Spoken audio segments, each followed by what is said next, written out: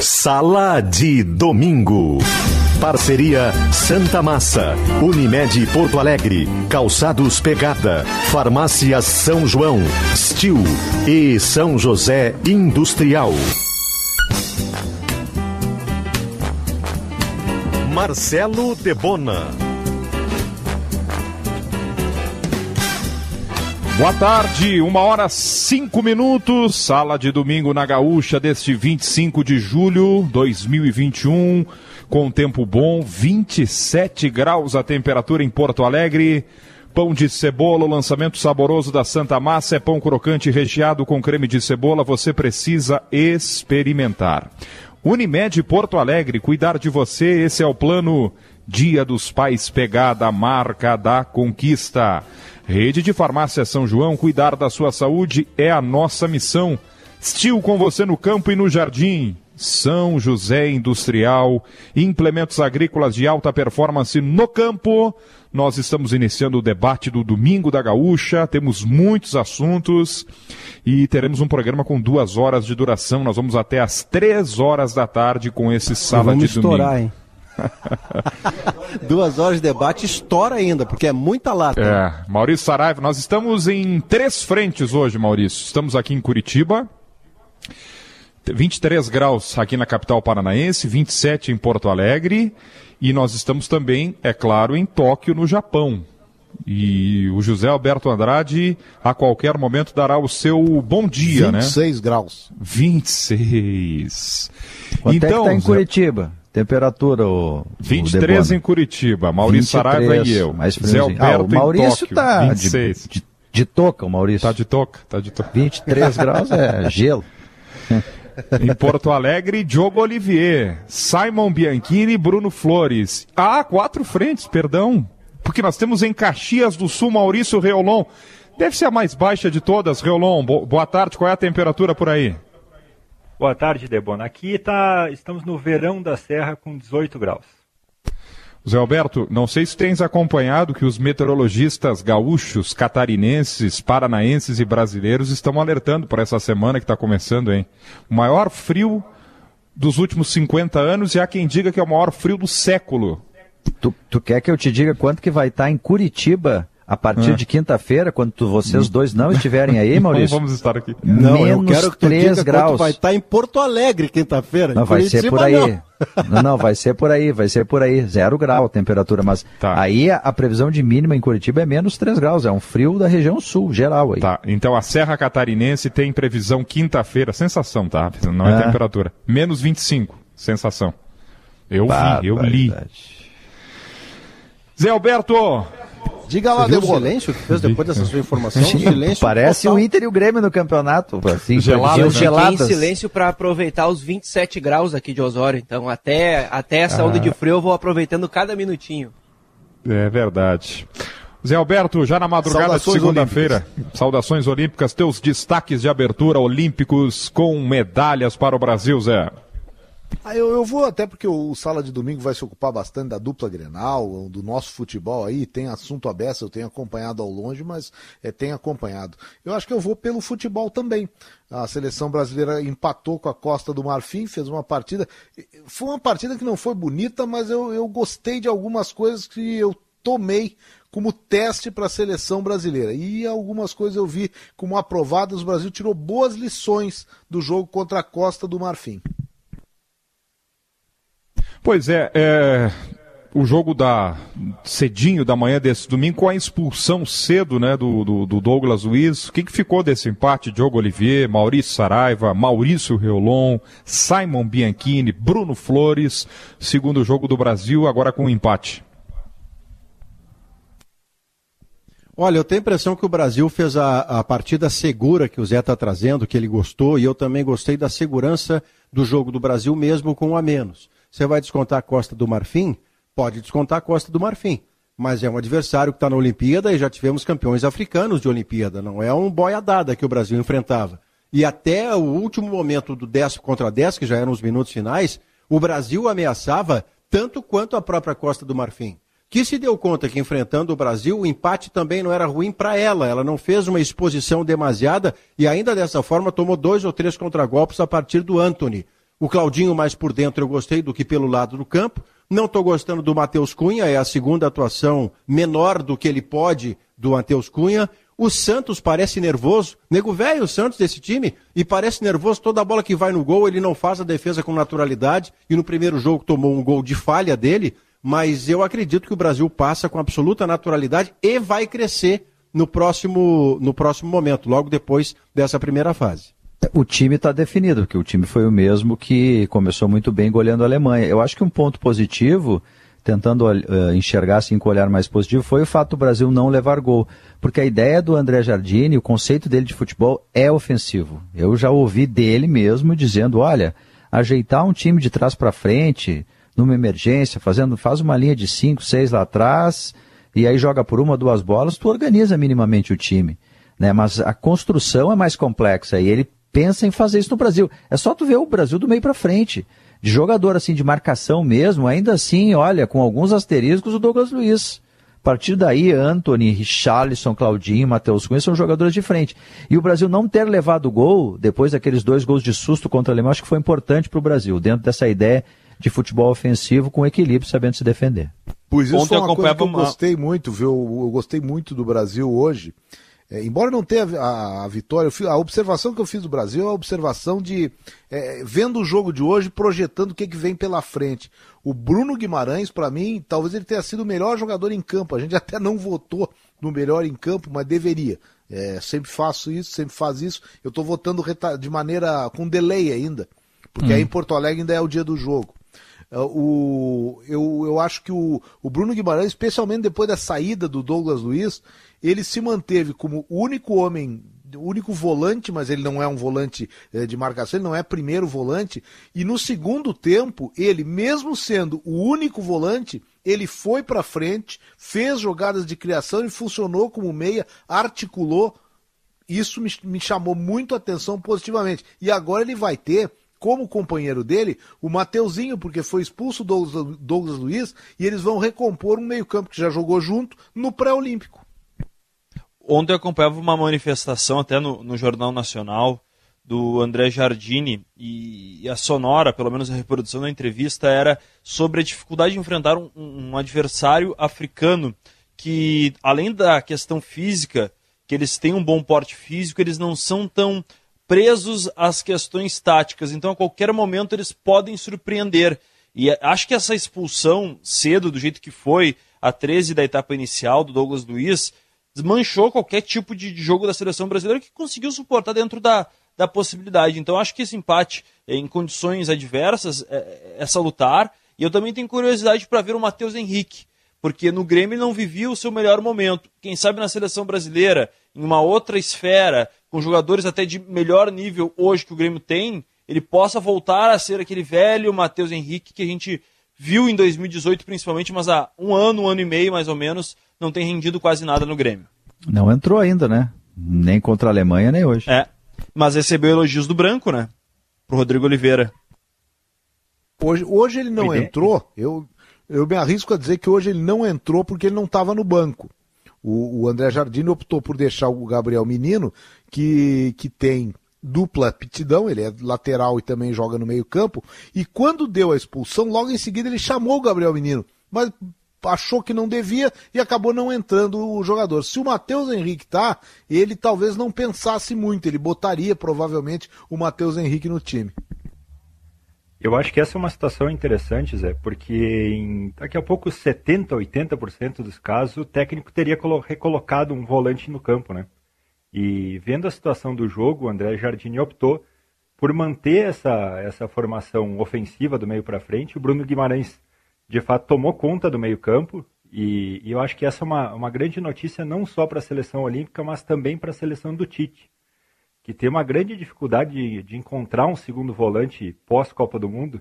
E, claro, tem muito caminho pela frente, mas o Bruno Guimarães é uma dessas peças a serem observadas para o futuro da seleção principal também. Zé Alberto, além da seleção brasileira de futebol masculino, vitória sem grandes ou maiores dificuldades das meninas no vôlei, e o destaque desta manhã para os gaúchos de uma medalha de um gaúcho no judô. para a gente fechar também os destaques deste domingo de Olimpíada, hein, Zé? A vitória, vamos colocar assim, a medalha de bronze do Daniel Carnin é o fato da Olimpíada até agora para nós gaúchos.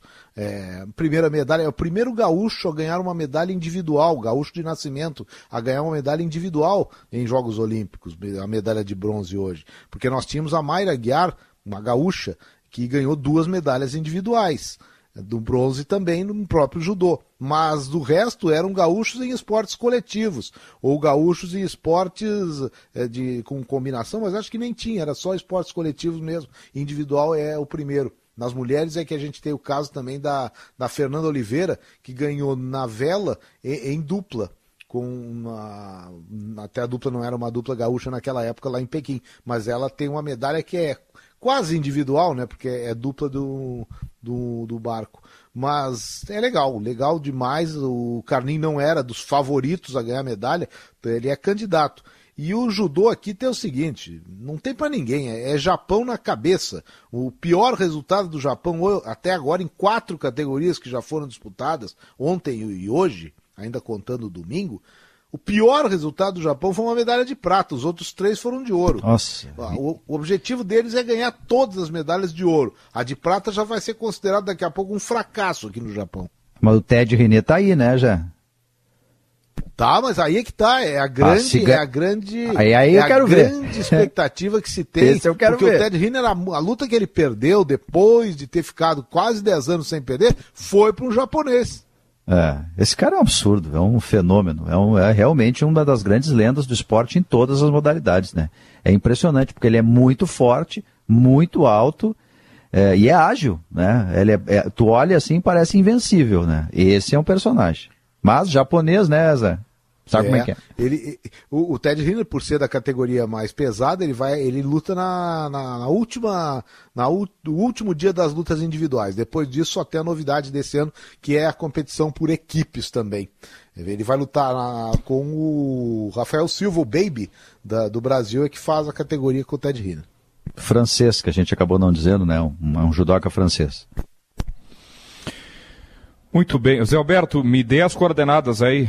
Hora de descansar. Eu vou dar qual é a situação? Destaque. Tá. A gente falou hoje que o Robert Scheid voltou a velejar, velejou, ficou em 11º, né, na sua categoria, só teve uma regata, teve também o voleibol, tu falasse, teve as medalhas, claro, tem a classificação do surf do jeito que se esperava, homens e mulheres estão passados para a próxima fase, amanhã tem o skate, agora no naipe feminino, se no masculino ganhamos uma prata, no feminino tem gente que sonha até com 3 medalhas, ou prata e bronze. No mesmo pódio. Eu sei que o Diogo é iniciado em skate. O Pedrinho, meu filho aqui. Eu assisti em 2019, eu estava no Rio de Janeiro, e eu fui assistir uma etapa do Circuito Mundial de Skate, que é SLS, Street League Skateboarding. Street League Skateboarding. E aí o Kevin Hoffler estava ganhando, ele perdeu para o Nadia Houston por 0,6 pontos. Nadia Houston, que não ganhou nada, foi muito mal nessa Olimpíada, ele é um monstro, né? Ele é assim, escolhe aí o grande cara de alguma modalidade e bota esse Nadia Houston, ele ganha tudo, o cara é um gênio. Mas ele foi muito mal e o Kevin Hoffler perdeu por 0,6 pontos. Ele fez assim, entrou naquele chamado Clube dos 9, que é quando o skatista vai lá e faz nota 9, que é muito difícil. E ele é muito regular, ele está sempre no pódio, o Kevin Hoffler. Ele mesmo diz que ele nunca é favorito, mas ele está sempre no pódio. E eu acho que a regularidade dele foi premiada. É muito legal essa medalha do skate, porque o skate tem muitos praticantes, mas ainda tem muito preconceito em relação ao skate. Ainda tem aquela ideia de que quem anda de skate é desocupado, que não trabalha, sabe?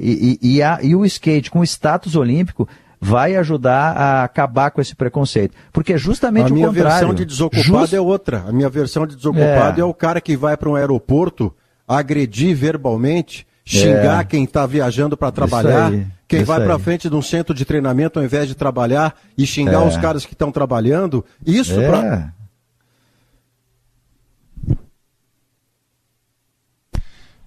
E jogar chinelo no jogador, né, Maurício? É isso. Mas eu ia só fechar, só para fechar aqui do skate, Maurício, é que é justamente o contrário. Ontem, depois que o Kevin, tinha um skatista peruano, agora me foge o nome dele, chegou a disputar a prata com o Kevin Hoffler. E aí, quando o Kevin Hoffler ganhou, ele foi o que mais vibrou, quer dizer, os caras, eles não ficam torcendo pro cara cair e tomar um tombo. Eles ficam torcendo para a manobra ser bem executada. Então, os caras vibram entre si, é meio uma família mesmo. É o inverso da imagem que tem do skate. Eu acho legal que o skate tenha virado esporte olímpico. Já fiz minha defesa do skate aqui. Não, e amanhã, acho que a defesa ganha força amanhã, amanhã para vocês, com a disputa feminina e a possibilidade do Brasil ganhar mais 1, 2 ou até 3 medalhas. Eu vou fechando aqui, para poder dar uma dormidinha, que de vez em quando é bom, mas apesar de que dormir é para os fracos. Teve um resultado hoje à noite aqui no Japão, que foi muito interessante. Eu, pelo menos, não esperava, e também os previews olímpicos não davam assim como tão destacada para a brasileira. A Rebeca Andrade, a façanha dela foi a seguinte: ela ficou em 2º lugar na classificação do individual geral, feminino da ginástica, e ainda classificou-se em 2 aparelhos com pontuação, com classificação, que permite a gente sonhar com 3 medalhas para a Rebeca. Ela foi 2º lugar no individual geral, 3º lugar no salto e 4º lugar no solo. É um resultado inesperado, que se tem, olha, a gente vai lembrar tempos atrás, tempo da Daiane, Daniela Hipólito, toda essa turma, Jade Barbosa, não se tinha, e se falava muito na Flávia Saraiva, que até se classificou para a final da trave, mas em 9º lugar.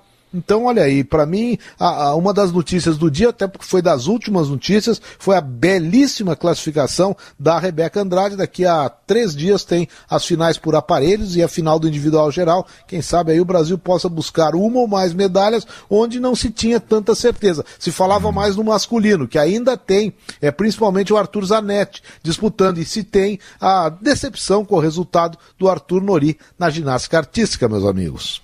Zé, bom descanso, um grande abraço, obrigado e até amanhã. Tá legal, fico ouvindo vocês aqui, vou dormir com vocês, acalentando meus sonhos. Grande abraço. José Alberto Andrade, direto de Tóquio, 1h23. Maurício Saraiva, hoje 6h15 o Inter encara o Atlético Paranaense, pós-eliminação na Libertadores, pós-trauma, pós-protesto no aeroporto, aspecto psicológico, mental, o presidente falando hoje outra vez na dificuldade financeira e afirmando que serão 3 anos de dura realidade, Maurício. O que esperar do Inter? Embora a entrevista tenha sido maravilhosa, muito bem conduzida, você e o Eduardo e o presidente destemidamente falando dessas dificuldades, não foi surpreendente, né, Debona? Nós vamos lembrar que no show de esportes, meses atrás, o presidente falou sobre venda de jogadores para pagar água e luz. Houve um primeiro momento em que se imaginou que o presidente estava fazendo figura de linguagem. Não está. Não está fazendo figura de linguagem. O Internacional tem uma dificuldade aterradora em termos financeiros, sem conseguir faixa no peito, mas se mantendo muito longe da zona do rebaixamento desde que subiu. A saber, em 18 ele é 3º colocado no Brasileirão, em 19 ele é vice-campeão de Copa do Brasil, em 20 ele é vice-campeão brasileiro. Então, como performance, desde que voltou da 2ª divisão, o Inter faz performance de gigante, que é o que ele é.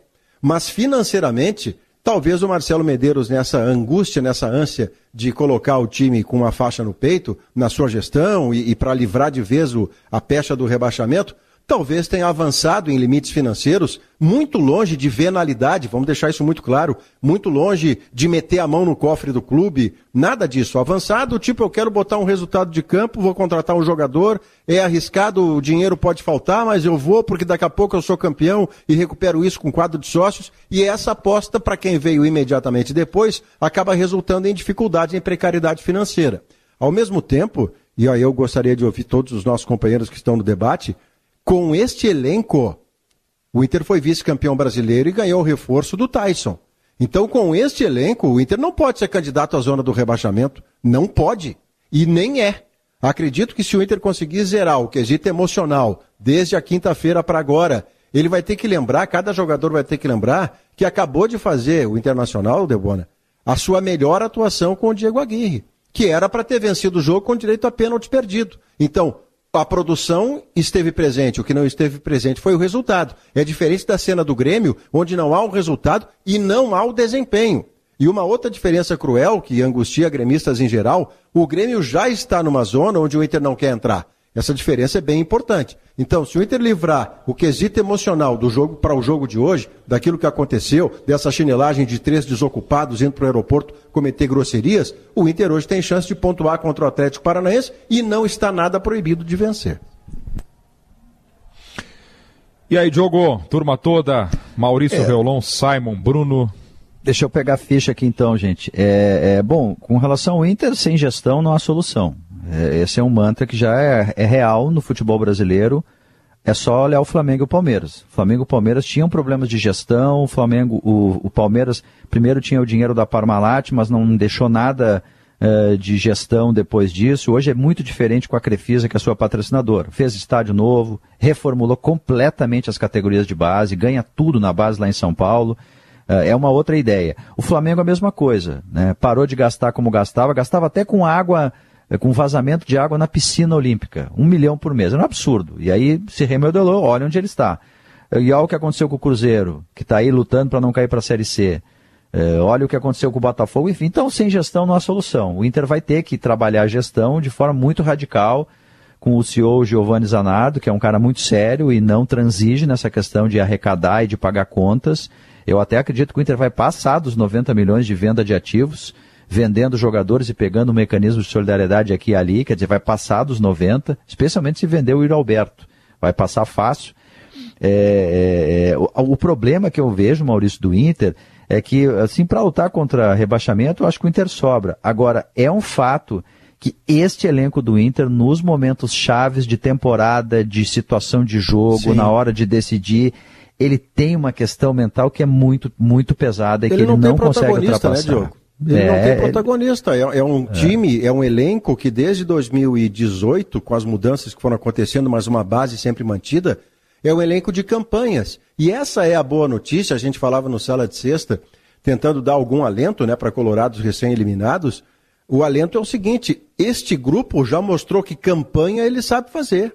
Campanha de Copa do Brasil, campanha de Brasileirão terceiro ou segundo colocado, e tudo que resta ao Internacional agora é uma campanha digna o suficiente para ficar longe de uma zona de onde ele está perto, a zona do rebaixamento, e na melhor das hipóteses, numa arrancada, num encaixe do time do segundo turno em diante, uma vaga direta de Libertadores. Porque eu também não posso dar ilusão, eu não me autorizaria a dar ilusão a torcedores e torcedoras do Inter, que hoje, antes de enfrentar o Atlético Paranaense, vendo o que o Palmeiras, o Flamengo estão fazendo no Campeonato Brasileiro, e os emergentes, inclusive o Bragantino e o Fortaleza, o Atlético Mineiro, que acabou de ganhar, né? Eu não vou acreditar ou dizer para torcedores e torcedoras do Inter que o Inter hoje é candidato a título do Brasileirão. Isso eu não posso dizer. Mas também não posso proibir de conseguir essa vaga direta, que seria espetacular. Porque para o ano que vem, o risco que hoje corremos entre os dois gigantes do Rio Grande do Sul é que nós não estejamos em competições internacionais em 2022. E tomara que esse risco não se confirme. E tem mais uma situação, Maurício. Eu não sei se hoje o Inter é favorito contra o Atlético. Até pelo que o Atlético já mostrou no campeonato. Não é. Né? Não é. Porque é um time. O time do Atlético é um time muito organizado, é um time que tem peças de reposição, tem um Jadson, por exemplo, como alternativa no banco, tem jogadores daqui a pouco de não tanto renome, mas que tem apresentado um resultado interessante. Eu acho que do lado do Inter, o que tem faltado realmente é um protagonismo de decisão, um protagonismo de jogadores. O Inter tem grandes jogadores, Edenilson, Tyson, Yuri Alberto, Galhardo. Dá para citar pelo menos 6, 7 jogadores que seriam titulares em qualquer equipe do Brasil, ou pelo menos em boa parte das equipes do Brasil. Mas em momentos-chave, esses jogadores não estão conseguindo dar o resultado. E mesmo na vitória contra o Juventude, na última rodada do Brasileirão, o Inter perdeu, mesmo com um jogador a mais, correu riscos, né? Correu riscos desnecessários por não conseguir matar o jogo. Por ter pelo menos 2 ou 3 chances claras na frente do Marcelo Carné e não conseguir matar o jogo. E o que se nota, pelo menos no semblante de alguns jogadores, e o Tyson para mim é o mais claro deles, é uma falta de, não acho que é falta de confiança, mas uma ansiedade por fazer o gol, uma ansiedade por mostrar mais e que ele ainda não está conseguindo. Eu acho que o Inter errou nesse processo todo numa decisão que para mim é chave. O Inter colocou o Tyson no Grenal e não precisava disso. O Inter seria melhor que o Grêmio e foi, mesmo sem o Tyson no segundo tempo. O Inter queria e tinha essa ânsia de vencer um Grenal na Arena, fato que não consegue desde 2014, de conseguir uma remontada pelo menos para cima do maior rival. E aí abriu mão do Tyson, querendo ou não, porque teve um desgaste. Eu não sou médico, mas logo na segunda-feira a gente já sabia que o Tyson não teria condições de jogar no Paraguai. E o Tyson em campo, pelo que a gente viu nos dois confrontos, o Tyson no Paraguai, o Inter poderia ter voltado já com uma vantagem no primeiro jogo. Então entendo que o Inter errou no seu planejamento. Daí se a culpa foi do departamento de futebol, da comissão técnica, do departamento médico, eu não posso opinar. Porque não tenho mais detalhes sobre isso, de quem foi a decisão de colocar o Tyson no Grenal e deixá-lo de fora da partida no Paraguai. Sendo que ele jogou contra o Juventude. Tem pelo menos uma priorização no clássico Grenal. Acho que o Inter errou pelo menos em não preservar o Tyson para o jogo da Libertadores. A história dele teria sido diferente. E acho que o Tyson é esse jogador de botar a bola embaixo do braço, assumir a responsabilidade, dar a cara a tapa. É um jogador que acrescenta dentro e fora de campo para o Inter. Mas vamos combinar que a dor do Inter é perder os 8 milhões de prêmio de passar as quartas da Libertadores, de ter saído fora da competição sem chegar no seu limite, que era passar do Olímpia e esbarrar no Flamengo. Então dificilmente venceria o Flamengo, se o Flamengo jogar um pouquinho só do que a gente viu ele jogando e do que o Inter não vem fazendo. Então a dor do Inter é essa, não conseguir ter chegado no seu limite. E me parece que não ter chegado no limite impacta mais até do que perder a parte financeira. Porque o Inter e o Felipe Gamba chegou a escrever isso e mencionar isso em Esportes ao Meio-Dia, eu concordo muito. O Inter vive uma repetição de si mesmo nos últimos anos. Vem perdendo para adversários em momentos decisivos que muitas vezes não são os favoritos. O Inter é o favorito e perde para esses adversários. E eu concordo 100% com o Diogo. Se o Inter tivesse sido eliminado pelo Flamengo, mas tivesse passado pelo Olímpia, tudo bem. Era talvez a ordem natural das coisas. Pelo momento que as duas equipes vivem e pelo investimento do Flamengo em relação ao Internacional. Mas cair para o adversário, que era o sonho de todos os outros clubes da Libertadores nesse momento, lá quando foi realizado o sorteio, todo mundo entendeu que o Inter tinha o adversário menos difícil na competição. Especialmente porque tinha ganhado os 2 jogos do Olímpia na fase de grupos. E aí conseguiu ser eliminado pelo Olímpia, e eu digo conseguiu porque eu entendo que há sim este problema crônico no vestiário do Internacional, que é não conseguir exercer favoritismo ou exercer qualquer tipo de vantagem em grandes decisões, não conseguiu quando tinha a chance do Campeonato Brasileiro, não conseguiu quando tinha a chance da Copa do Brasil, tanto em 2019 quanto agora, diante da equipe do Vitória, que é uma equipe que está batalhando muito na Série B até para não ser rebaixada, e isso se repetiu também contra o Olímpia. E aí não dá para botar na conta, por exemplo, do Diego Aguirre, porque o Aguirre é a eliminação do Olímpia. Mas a eliminação para o Vitória da Bahia da Série B do Brasileirão, que faz campanha ruim na B, ainda é com o Ramírez. E se você vier mais para trás, a despeito do trabalho do Abel Braga, em quem votei para treinador do Brasileirão da Série A de 2020, que terminou em 21, nós não podemos esquecer que esse grupo com o Abel Braga é o grupo que perde o título no Beira-Rio para o Sport Recife. Mas por que tanto esse cara fala desse jogo? Simplesinho, a matemática é uma matemática tão simples que até eu, que não sei contar, consigo alcançar. O Inter naquela rodada, se ele vence o jogo, ele abre 4 pontos sobre o Flamengo. Então não era um jogo como qualquer jogo. Não era o jogo da primeira rodada, ele tinha um contexto diferente. A vitória sobre o Sport, um time que fazia uma campanha de pré-rebaixado, era uma vitória que livraria 4 pontos sobre um time que o Inter ainda ia enfrentar.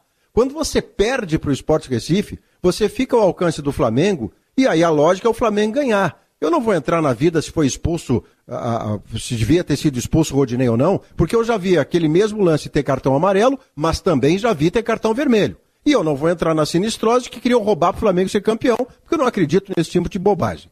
Se fosse assim, o Corinthians, se roubassem para um gigante não cair, o Corinthians nunca teria caído para a Série B. E caiu. Então, nessa vida eu não entro. Então, o Internacional tem se atrapalhado com os seus momentos grandes, com a sua hora grande, com o Abel Braga, depois com o Ramírez, agora com o Diego Aguirre. Então, a questão é anterior aos treinadores. A questão é que esse grupo tem piano nas costas na hora grande, na hora de tomar a decisão de mudar de patamar. Ah, eles não querem ser campeões? Claro que querem, mas o peso do tamanho das decisões que eles têm que tomar fica demasiado. O Edenilson é um coadjuvante espetacular de qualquer time no cenário brasileiro. Agora, para ele ser o cara que pega a bola, bate o pênalti, que classifica o Inter, ele não é.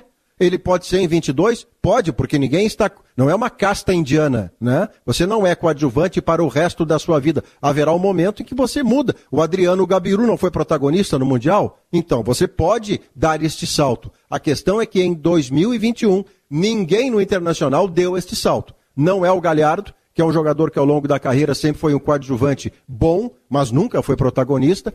Pode ser o Tyson, que era protagonista lá no Shakhtar, mas era coadjuvante naquele Inter do D'Alessandro. Tudo pode. Nesse momento há um fato. O Inter não tem protagonistas. Ao mesmo tempo, sem protagonista, ele é capaz de fazer boas campanhas, que é tudo que se quer do Internacional para o único campeonato que ele ainda tem por disputar. E não é, então, de 2021 o Brasileirão, Diogo. Não é nem a questão de um jogo, assim, a decisão, enfim, porque esse exemplo aí que eu acho mais forte, que é justamente esse vice-campeonato brasileiro do Inter, a gente vai lembrar que o Inter vai lá e faz 8 vitórias seguidas, e mais um empate, 9 vitórias seguidas.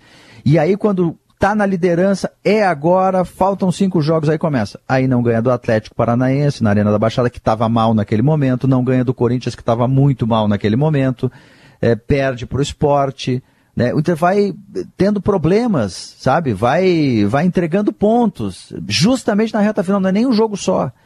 Então, é por isso que não dá para acreditar muito em momentos decisivos no Inter. É cruel dizer isso de grupo de jogadores, né? Porque, enfim, pega o Marcelo Groi no Grêmio, por exemplo, né? Eu lembro do Marcelo Groi, ali até 2015, era um derrotado no Grêmio. Virou o Milagrói depois. Como disse o Maurício, virou o Milagrói depois. Quer dizer, não era protagonista e virou protagonista.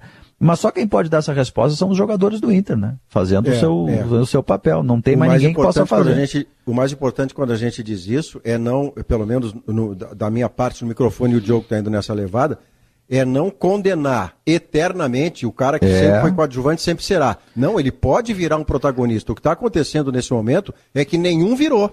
Na hora grande não virou o Edenilson, não virou o Galhardo, não virou o Yuri Alberto, não virou ninguém. Daqui a pouco, ano que vem, pode. Este ano não. E não será, quando eu digo que não será, Diogo, é pelo seguinte. Se nós estamos aqui considerando que o Inter não poderá ser campeão brasileiro pela matemática, tudo que o Inter vai conseguir nesse momento é uma vaga de Libertadores. Vaga de Libertadores ele já conseguiu antes. Então eu não vou considerar que alguém virou protagonista porque botou o Inter na Libertadores do ano que vem. Eu estou falando de faixa no peito e taça no armário. Eu usei o exemplo do Marcelo Groi porque eu acho ele um exemplo de resiliência, sabe? Ele ouvia quieto, não ganhava, perdia. Aquela história do Ablô tomou, porque tomava gol do D'Alessandro em Grenal, ele ouvia quieto, não reclamava, não brigava com ninguém. Resiliência, trabalhou e deu a volta por cima. É o que os jogadores do Inter vão ter que fazer. Ô, Diogo, seu Maurício, vou aproveitar. Vai, Bruno. Eu vou rapidamente, Samuel, aproveitar o exemplo que o Diogo deu sobre o elenco do Grêmio, porque o Jeromel significa também uma virada de chave naquele momento. Se vocês se lembrarem daquela derrota para Ponte Preta, que é uma linha final, basicamente, no trabalho do Roger Machado, a demissão aquela derrota foi lá no Moisés Lucarelli. Foi depois do jogo. Isso. Tem gol do Roger, gol do Fábio Ferreira, chuva de bola aérea na área do Grêmio, que o Grêmio não segura. O Jeromel sai do campo e diz que o grupo não tem condições de brigar por título. E aí chega o Renato e aquele mesmo grupo é campeão. 2017 enfileira mais um título, com uma ou outra mudança. Então, o Jeromel é um jogador que publicamente falou já sobre um grupo que não teria condições de ser campeão. E meses depois, e numa outra temporada conseguinte, ainda também consegue ser campeão. Então, há um exemplo muito próximo do Internacional de que grupos de coadjuvantes, talvez, e o Grêmio não tinha campanhas daquela forma como o Inter tem de chegar e bater tanto na trave, conseguiu virar essa chave. O Inter tem um exemplo muito próximo, só que precisa conseguir virar a chave. Para mim, esse é o grande problema, porque essa chave ela está para um lado há muito tempo já, passando por vários treinadores. Por falar em protagonista, o Hulk do Atlético Mineiro fez 2 gols. Mais uma vez ele marca 2 gols numa partida e o Atlético derrotou o Bahia por 3-0. Tá aí um cara que chamou a responsabilidade, né? Fez 2 na Libertadores recentemente, agora no Brasileiro também, né? Na Libertadores não, foi 0-0. E hoje, outra vez, ele é, além do Nacho, né, mas ele é o grande nome nesse momento do Atlético Mineiro, né? O que não recomendaria, eu sei que tem gente que gosta da ideia de colocá-lo de volta numa seleção brasileira, eu não vejo a necessidade de um Hulk numa seleção brasileira que pretenda ser competitiva, respeitando tudo que o Hulk está fazendo no Atlético, mas eu prefiro acreditar nos personagens que o Tite tem repetido, e se ele for agregar algum, ele tem uma obrigação, como o grande treinador que é, ele tem a obrigação de agregar um cara chamado Gerson, que atuava no Flamengo e agora está no Olympique de Marseille. Este jogador ajeita o meio-campo dele, mas não seria o Hulk.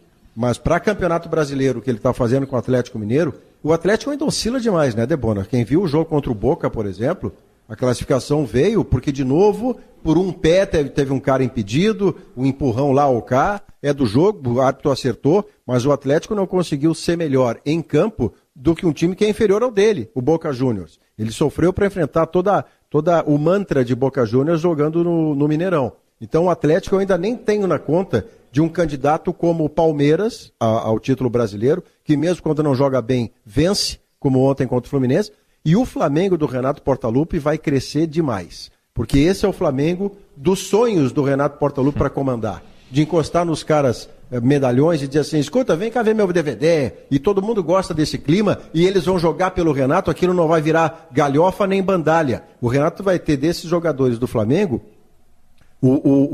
a adesão por conta da relação boa, da confiança que ele desenvolve de jogadores desse tamanho. E isso vai fazer do Flamengo, que tem jogos atrasados, inclusive contra o Grêmio, vai fazer do Flamengo candidato ao título tanto quanto o Palmeiras. Ô Diogo, o Inter não tem Tyson e não tem Patrick para o jogo de hoje. Como é que faz para montar esse time, o melhor Inter possível? O Inter que faça gols e não faça do goleiro adversário, conforme lembrou o presidente Alessandro Barcelos hoje de manhã, Grenal, Olímpia e Juventude, o goleiro do outro time foi o melhor em campo, o goleiro do adversário foi o melhor em campo. Para o Inter fazer gol, hein, Diogo? Eu acho que vão jogar o Patrick sair do time nesse momento não é ruim para o Inter, né? Nesse momento o Patrick não está legal. Aliás, quando ele sai no jogo com o Olímpia, o Inter melhora com o Maurício, porque daí ele passa a ter jogada pelo lado direito, como vinha tendo lá com o Yuri Alberto e o Heitor, e passa a ter jogada pelo lado esquerdo, porque o Moisés tem alguém para minimamente dialogar ali pelo lado esquerdo. Então acho que entra o Maurício. E o Bosquilha já está entrando todos os jogos, o Inter vai de Bosquilha e Maurício. Na verdade, o Inter, pelo que o Inter produziu contra o Olímpia, se ele produziu o que produziu contra o Olímpia, ele pode ganhar o jogo com o Atlético. Agora, é que o Inter não é possível você ter dois atacantes, né, fazendo a profundidade, o Yuri Alberto e o Galhardo. Os dois juntos tiveram 6 chances claras de gol. E quando eu digo clara, não é chute de fora da área que o goleiro faz uma ponte. Não, é dentro da área, ele e o goleiro. E aí eles não colocam para dentro? Bom, aí eu não vou falar nada do Diego Aguirre. Nada. Culpa nenhuma. Ali, no chamar o terço final, é o atacante que tem que decidir, né? Então, o Inter não tem um outro jogador, matador, atacante, que possa entrar e ser esse definidor. O Inter vai ter que fazer isso com os mesmos jogadores, né? No mínimo, um pouquinho mais de cabeça no lugar para definir, o Inter vai ter que ter. Porque o que o Inter cria, contra o Juventude não foi tanto assim, né? Mas o Inter também teve situações de gol. Contra o Olímpia, no Beira-Rio. O Inter não pode ter 17 finalizações e fazer um gol só. Esse é o problema central do Inter nesse momento com o Aguirre. 1h44, esse é o Sala de Domingo, estamos apresentando o programa hoje de Curitiba, com equipe em Porto Alegre, Caxias do Sul com Maurício Reolon, e há pouco tivemos a participação também do Zé Alberto, direto de Tóquio. Pão de cebola, o lançamento saboroso da Santa Massa, é pão crocante recheado com creme de cebola, você precisa experimentar. E o Ju pro duelo de amanhã, hein, Reolon? O que esperar? Mais um jogo no Jacone. Jogo no Jacone, Debona, é um jogo chave para o Juventude dentro das pretensões de manutenção na Série A, é um confronto direto, a Chapecoense ainda não venceu no campeonato, é daquele grupo de times, a Chapecoense, o Sport, o Cuiabá, o América Mineiro, que brigam pela mesma situação do que o Juventude. Acho que até o Diogo escreveu sobre isso, que o Juventude está num pentagonal, né?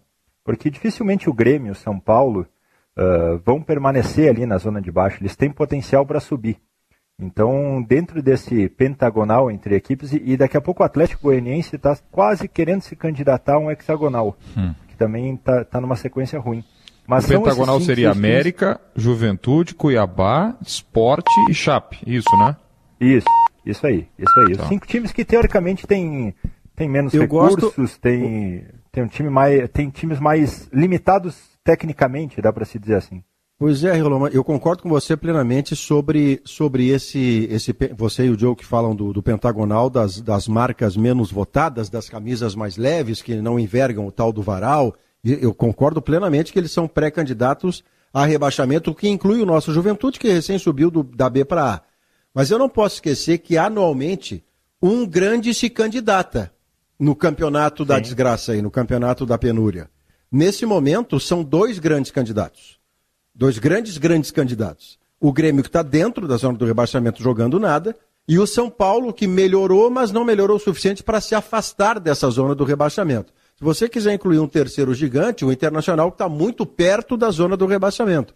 Então, o pentagonal é dos times menos votados, incluindo os que sobem da Série B para A, mas sempre tem um grande namorando a ideia do rebaixamento. E no ano passado namoraram tanto que 2 casaram, o Botafogo e o Vasco, que se juntaram a outro que casou e já está fazendo boda, que é o Cruzeiro. E é esse o pavor que bate mais nas torcidas, toda manifestação que eu recebo em rede social, e vocês devem receber também, de torcedores e torcedoras, alguns brincam assim com aquele sorriso tenso, né? A pauta 45, o meu número é 45, a ideia do número mágico que livra do rebaixamento. Ontem termina o jogo do Grêmio, o Pedro faz o correto editorial de que a situação do Grêmio é mesmo aflitiva, muito preocupante, chama o Guerrinha, chama o Bertoncello. Bertoncello vem com aqueles números todos que apontam que o Grêmio, para chegar num percentual onde ele se livra do rebaixamento, ele tem que dobrar, ou mais do que dobrar, o aproveitamento que ele tem hoje.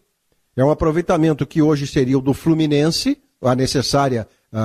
o aproveitamento necessário para o Grêmio escapar do rebaixamento com os 45, mas o Grêmio tem 21 de aproveitamento. Ele tem mais do que dobrar o desempenho.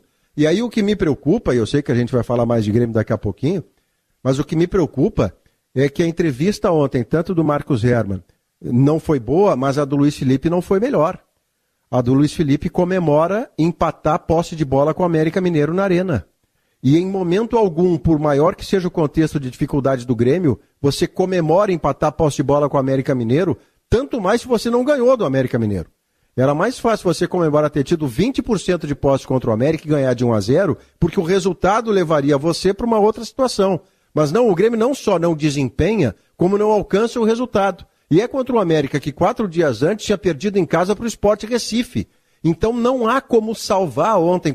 Eu fico me colocando na condição de quem torce para o Grêmio e ouve primeiro o seu vice-futebol dizendo o que disse, mas o seu treinador, com o qual foi campeão 1000 vezes, tinha que ter estátua tanto quanto o Renato, de tão importante que é o Luiz Felipe para o Grêmio, mas quando o Luiz Felipe defende o que está acontecendo no Grêmio nesse momento como o melhor possível, se eu sou gremista, eu tenho um remedinho para botar na língua.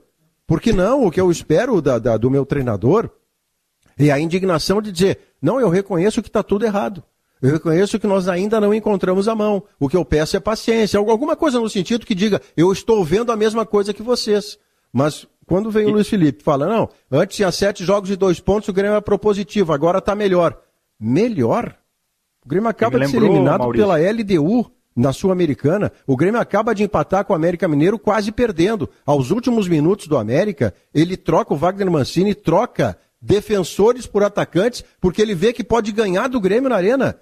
Então não dá para o Luiz Felipe vir ao microfone e dizer, olha, é assim que vai ser. Não pode ser assim que vai ser, porque aí o remedinho na língua vai ser obrigatório.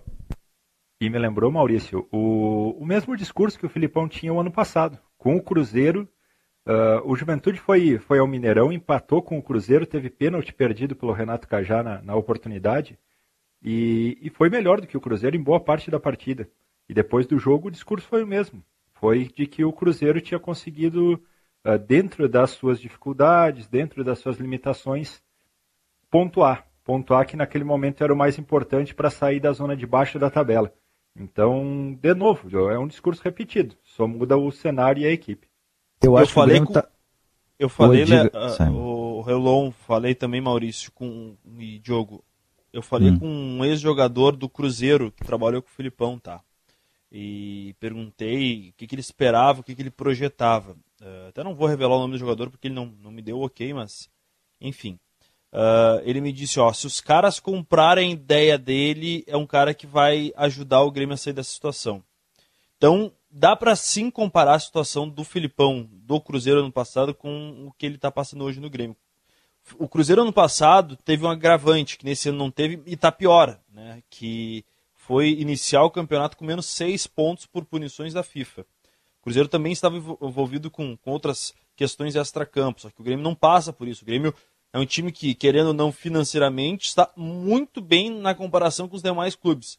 O Grêmio hoje vive um problema de comando, né? Um problema que está na qualidade técnica dos jogadores, a safra é inferior na qualidade, tem sim muitas lesões, eu acho que a gente pode considerar isso, mas não é apenas esse o problema do Grêmio. O Grêmio tem hoje inúmeros problemas de construção ofensiva. Ontem eu gostei do time, pelo menos no primeiro tempo, mas no segundo tempo o Grêmio deixou de procurar o ataque, tentou ficar só no modo reativo. O resultado justo ontem seria uma vitória do América por 2-1, pelo que foi a partida. O Grêmio perdeu algumas oportunidades no primeiro tempo e no segundo mal ameaçou o gol do Cavicchioli. Então acho que o Grêmio tem que rever algumas questões e o próximo jogo é muito complicado. Falando em Brasileirão, Copa do Brasil é segundo plano. O objetivo é fugir da queda para a Série B. O Bragantino em São Paulo, um jogo complicadíssimo para a pretensão do tricolor de escapar dessa zona de rebaixamento. Eu achei... Tu vai chamar o intervalo agora, Debona, ou não? Vai firme, vamos lá. Não, eu achei o pior jogo do Grêmio sob o comando do Filipão. Né? Vai virar meme essa história da posse de bola. Eu até entendo o Filipão ali, quero tentar pensar com a cabeça dele, Maurício. Seguramente ele estava pensando assim, olha, os outros jogos eu tinha sempre menos posse de bola, agora eu já consegui empatar a posse de bola, daqui a pouco ali adiante eu vou soltar o time. Mas enfim, não era hora de fazer aquilo ali, de fazer essa referência. Até porque ela não...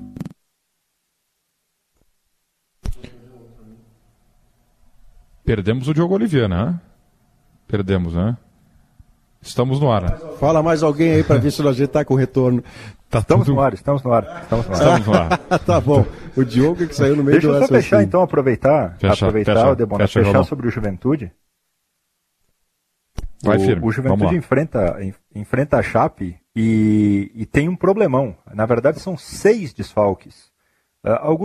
Uma questão de lesão grave, o Elton saiu machucado, teve uma lesão grave no joelho e era o camisa 5 do Juventude e vai ficar fora do restante da temporada, são 6 meses da recuperação, provavelmente também passará por uma cirurgia. O Castilho, que fez aquela bobagem contra o Inter, deixou o braço na cara do Palácios, foi expulso e está de fora, assim como o Paulinho Boia, que levou cartão amarelo por reclamação no banco. E para completar, 2 atletas testaram positivo para a Covid, o Michel Macedo e o Forster. Então vai ser um time completamente diferente do que aquele que enfrentou o Inter. Vai precisar mostrar uma força de grupo, uma força de elenco. Deve ter estreia do Dauan, volante que veio da Ponte Preta, um volante de 25 anos. E de fato vai ser um confronto onde o Juventude vai precisar se superar para confirmar um resultado positivo diante da Chape nesta segunda-feira, 6 horas da tarde, com o acompanhamento da Gaúcha Serra. 6 da tarde. É importante esse alerta do horário nesta segunda-feira. 1h54. Se você estiver com sintomas de Covid-19, procure o seu médico ou ligue 0800 920 6062 para orientação ou acesse unimedpoa.com.br barra unimedpoa.com.br/telemedicina. Neste Dia dos Pais, retribua todo o carinho e aprendizado, presenteie com calçados Pegada, a marca da conquista. Faça o teste da Covid-19, seu e de sua família, nas farmácias São João. Você não fica na dúvida. Cuide-se por apenas R$90. Farmácia São João, cuidar da sua saúde é a nossa missão. Diogo Oliveira, o senhor voltou, Diogo, para concluir o raciocínio? Ou nem? Nem, né? Nem. Então, em seguida, Diogo Oliveira. Bruno Flores, como é que o Grêmio está tratando da Copa do Brasil, hein? Que Grêmio será esse terça-feira? Como o Grêmio encara? Quem viaja? É força máxima? Tem problemas? Não tem? Como é que vai ser o Grêmio da Copa do Brasil lá no Barradão terça-feira, hein, Bruno? Tem problemas, especialmente, Debona, porque hoje a reavaliação médica aconteceu, os jogadores se reapresentaram no CT Presidente Luiz Carvalho, e o Grêmio deve ter pelo menos só um centroavante para enfrentar o Vitória. O Diego Souza saiu do jogo de ontem com 5 minutos do primeiro tempo, sentindo um problema muscular na coxa, e o Ricardinho foi o seu substituto e deve ser a única opção para jogar contra o Vitória na terça-feira, tendo em vista que a prioridade, como disse o Simon, é o Campeonato Brasileiro. É claro que eu até falei em Esportes ao Meio-Dia que existia um dilema, que a Copa do Brasil pode ser um título para o Grêmio e há o Campeonato Brasileiro em que o clube precisa fugir da zona de rebaixamento. Mas os próprios dirigentes, o próprio Marcos Hermann, vice de futebol, falou após o empate com o América muito sobre o jogo contra o Bragantino e praticamente não citou o enfrentamento diante do Vitória terça-feira. Só o Felipão o fez. E isso dá um tom claro de que o Grêmio vai sim preservar aqueles jogadores que estiverem mais próximos de um desgaste ou de virarem maiores problemas de departamento médico para o enfrentamento diante do Bragantino. Por quê? O Grêmio tem Diego Turim no departamento médico, Thiago Santos, Maicon, Ferreira, tem a situação do Diego Souza agora, o Jeromel é uma dúvida porque ele sente dores no quadril e já não ficou à disposição para enfrentar o América Mineiro. A boa notícia basicamente é a volta do Kahneman, que cumpriu suspensão e está de volta à equipe. Agora, Debona, resta saber se o esquema de 3 zagueiros será mantido, porque o Felipão deixou claro na entrevista que depende do adversário. Se o adversário jogar com 2 atacantes, o Felipão pode escalar 3 zagueiros. Se for um atacante só do adversário, aí não se faz necessária a escalação dos 3. Mas a volta do Kahneman, que vinha exercendo sempre dupla, pode fazer também com que, mesmo com a postura do adversário sendo levada em consideração, o Grêmio desarme esses 3 zagueiros e volte para uma dupla, aí Kahneman e o Jeromel, se tiver condições, ou mesmo o Juan, que provavelmente é quem está mais à frente nessa hierarquia para ser um substituto imediato a Jeromel ou Kahneman necessariamente. Bom, então depois das duas... Pode ser dois volantes posicionados, certo, Debona? É isso, né? 3 zagueiros, pelo menos um deles tem que ser o Darlan, porque senão, para o mundo que eu quero descer. Dos volantes, né? Dos meio-campistas, Eu não quero acreditar, porque em pleno 2021, eu não quero acreditar que o Darlan não é escalado porque alguém, ou mais do que alguém no Grêmio, entende que é pequenininho demais. Não se trata de um jogador que tocam nele e ele vai para o chão. O Darlan tem uma complexão física entroncada, ele é um cara que resiste ao choque, ele é marcador e com a bola ele resiste ao choque, não cai a cada 3 segundos em que é tocado. E o Darlan, cada vez que entra, ele mostra que joga mais e pode fazer mais na função do que quem estava no lugar dele. Então há coisas que, como a gente nem vê treino e volta e meia surge só a informação colocada da reportagem e não pode dar fonte, porque preserva, né? Senão vai perdê-la.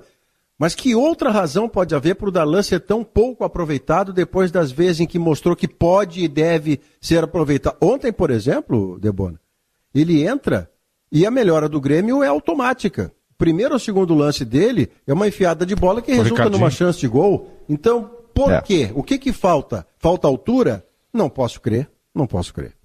É um negócio de fechar a casinha, é a obsessão de fechar a casinha como solução para todos os males, você precisa um pouquinho mais de equilíbrio.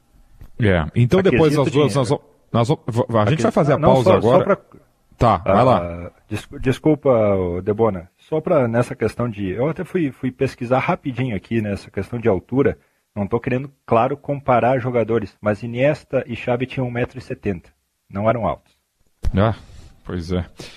Mateus Depois Henrique do intervalo, é alto, né? nós vamos falar sobre o 3-5-2 do Grêmio e de que forma o Grêmio deve tratar da Copa do Brasil, porque se a gente olhar a tabela da Copa do Brasil, está muito claro que tem 8 candidatos, 8 favoritos nos confrontos, né? E eu considero o Grêmio favorito, ainda que com suas dificuldades, diante do Vitória.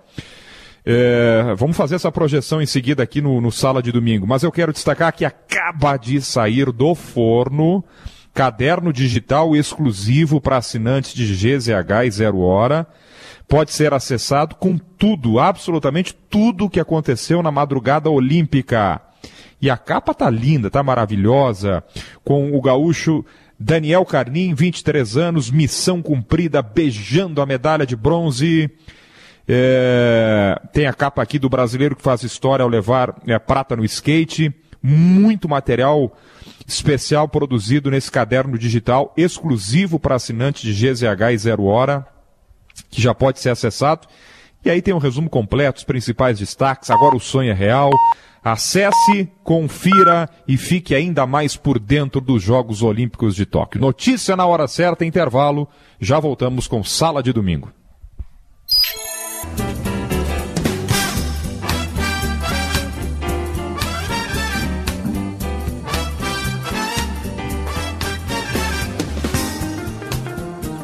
De volta, Sala de Domingo na Gaúcha, 2h07.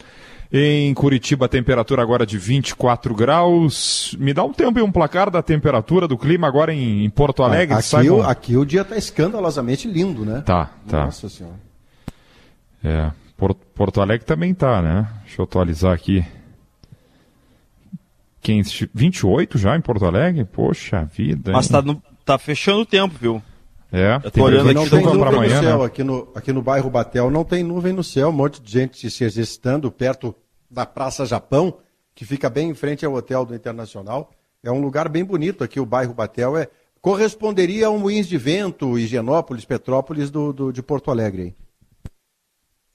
A previsão é chuva amanhã para o Rio Grande do Sul, né? E aí, sabe aquele vento, Debona? Aquele vento que antecede uma chuva um pouco mais forte? Sim. É exatamente desde o final da manhã que está aqui, pelo menos na Zona Norte de Porto Alegre, em Canoas também, tá? Então é vento, depois vem chuva, e aí vai começar a cair a temperatura e lá por quarta ou quinta te prepara que vem muito frio pela frente. Entre 11 e meio-dia de amanhã, estaremos no ar voltando para Porto Alegre. Eu faria um pedido a Nosso Senhor Jesus Cristo, que se puder evitar na rota Curitiba-Porto Alegre, vento com chuva, eu agradeço, tá? É verdade. Muito bem. 3-5-2. Foi legal, nem tanto. Pode ser um esquema que deverá continuar no Grêmio. Quem se habilita primeiro aí para falar sobre o 3-5-2 ontem do Felipão com Wanderson e Guilherme Guedes? Claro, um 3-5-2 que terá Jeromel e Kahneman a partir de agora. Ou foi circunstancial justamente pela ausência dos principais zagueiros? Eu não gostei. Acho que o 3-5-2, ele para funcionar, ele tem que ser muito bem treinado, não há tempo para isso. Tomara que o Filipão adote apenas em emergência. Ele é muito cheio de particularidades. Assim, os zagueiros pelos lados no 3-5-2, eles têm que sair um pouco para o jogo, porque senão fica... Não é 3-5-2, aí vira 5 atrás, porque ficam os 3 zagueiros e os 2 laterais. Enfim, ontem... 3 zagueiros, sendo os 3 zagueiros reservas, que nunca jogaram juntos, especialmente o Rodrigues e o Paulo Miranda. O Juan até errou no gol, mas esses 2 especificamente, há muito tempo não dando resposta, e os 2 volantes marcadores à frente, ficou um time excessivamente fechado. Eu já repito, entendo que primeiro tem que não tomar gol. Agora, o Grêmio está obsessivamente preso à ideia de fechar a casinha e está evitando de jogar. Por isso que o Filipão festejou 50% de posse de bola. Na cabeça dele, 50% de posse de bola, Maurício, tá um monte já para 3 zagueiros e 2 volantes marcadores. Pô. É que tem coisas conflitantes nessa pergunta boa do Debona, e eu vou na sua levada também, não gosto da ideia de um 3-5-2 de emergência para atacar, porque você só faz dar certo o 3-5-2 de emergência se for para defender. Porque o 3-5-2 de emergência, você mais tranca a rua do que desobstrui a rua. Você vai colocar mais 5 jogadores na primeira linha de marcação, são 3 zagueiros, 2 alas, eles ficam basicamente em linha. Os homens do meio só vira 3-5-2 quando esse time tiver a bola, porque aí os alas se projetam, mas para se defender, você vai se defender com a tal linha de 5, lá a última, que na verdade é a única linha que existe em futebol. A gente usa a expressão linhas de 4, linhas disso, linhas daquilo, para simplificar o entendimento, porque a única linha que sempre é marcada e é possível de identificar no campo é a linha da zaga, porque os caras ficam de fato um do lado do outro. No meio-campo, só se você considerar que linha é algo que pode ser sinuoso. Uma linha em S, uma linha em C, em linha oblíqua, porque nem sempre os jogadores, e muito raramente, eles estão exatamente alinhados para fazer a tal segunda linha de 4, ou de 3, ou de 5. Então, no 3-5-2 proposto ontem, A ideia, e até quando se discutiu isso no sala, o Léo trouxe, eu argumentei, o Léo, fazer um 3-5-2 para atacar melhor um time que vem fechado, A não casa com B. Porque é de emergência, não tem trabalho de treinamento para você testar alternativas ofensivas. O ala que sobe, até o gol foi do Guilherme Guedes, o Wanderson fez um grande primeiro tempo, mas é de emergência. Você costuma fazer um 3-5-2 de emergência para não tomar gol. E o Grêmio precisava ontem ser minimamente propositivo contra uma equipe que ela sim é que vinha a ser aquilo que o Grêmio foi no Rio de Janeiro contra o Fluminense. Ela que estacionou uma frota de ônibus à frente do gol. E quando se deu conta, ela percebeu, a equipe do América, que não era nem preciso, porque o Grêmio não queria a bola. E aí o América veio vindo e foi levando riscos ao Grêmio até o final da partida. E tirou, então, né, Maurício? Não funcionou, não. Tirou porque era um esquema também espelhado no Grêmio. E, aliás, o América estava jogando já antes da partida de ontem nesse esquema com 3 zagueiros. Foi um esquema espelhado. O que o Mancini faz? Ele tira o Zé Vitor com 30 minutos do primeiro tempo aproximadamente, coloca o Ramon, que foi revelado pelo Inter, meio-campista, segundo, terceiro homem de meio-campo, e o América toma conta da partida. Até não lembro se já tinha o placar em igualdade, se depois consegue a igualdade, mas o América, a partir dessa troca tática, o Ramon entra um pouco mais atrás no meio-campo, mas ele consegue dominar todo o jogo porque começa a ter também um homem a mais no setor de meio-campo. Mas eu gostei do Grêmio no primeiro tempo. No segundo tempo, não me satisfez a atuação do Grêmio. Acho que tem alguns pontos que a gente precisa entender. E até pegando o gancho, já avançando um pouco mais no debate, no que disse o Debona, para mim, Grêmio terça-feira em Salvador. Aliás, o Grêmio segue direto de Salvador, depois para Atibaia, para jogar sábado contra o Bragantino. Então vai se pichar essa viagem, esse deslocamento.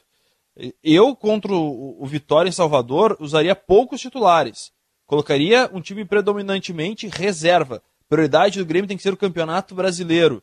O Grêmio, mesmo com o time reserva, tem condições de passar pelo Vitória. Se o objetivo for, daqui a pouco, arrecadar um pouco mais, né, na questão da premiação.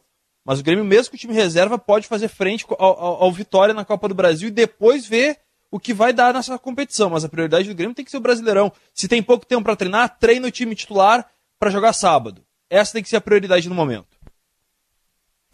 Sobre os confrontos de Copa do Brasil, e aí pegando o gancho do Simon, eu imagino que essa questão de priorizar ou não deva dividir muito os torcedores, né? Porque o Jeromel não está 100%, o Diego Souza, a gente nem sabe se vai poder jogar, o Douglas Costa saiu com desgaste ontem, com problema na virilha, né, Diogo? Então, vamos lá. São Paulo e Vasco. O São Paulo é o favorito para passar.